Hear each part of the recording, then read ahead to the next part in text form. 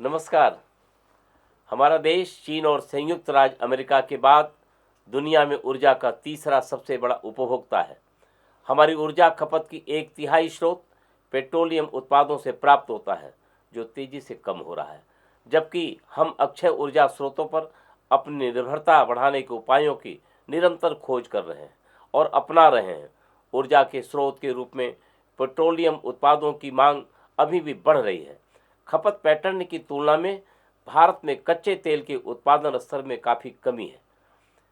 2025-26 के आंकड़ों के अनुसार देश में लगभग 214 मिलियन मीट्रिक टन प्रतिवर्ष पेट्रोलियम उत्पादों की खपत होती है और हमारी शोधन क्षमता 249 मिलियन मीट्रिक टन प्रतिवर्ष से थोड़ी ही अधिक है। हालांकि ये आंकड़े इस तथ्य से काफ़ी हद तक ऑफसेट हैं कि हमारे कच्चे तेल का उत्पादन पिछले वर्ष के लिए केवल 31 मिलियन मीट्रिक टन प्रतिवर्ष रहने का अनुमान था।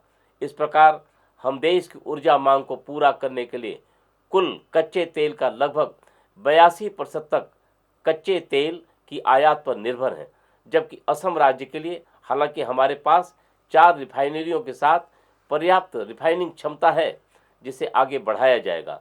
बोंगाईगांव रिफाइनरी के लिए कच्चा तेल आयात के माध्यम से प्राप्त किया गया है।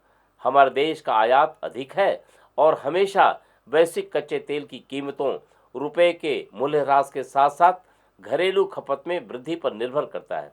हालांकि पर्याप्त रिफाइनिंग उत्पादन ने तैयार पेट्रोलियम उत्पादों पर आयात की निर्भरता को कम कर दिया है और देश कुछ हद तक विदेशी मुद्रा घाटे को नियंत्रित करने के लिए तैयार उत्पादों का निर्यात करने में सक्षम रहा है।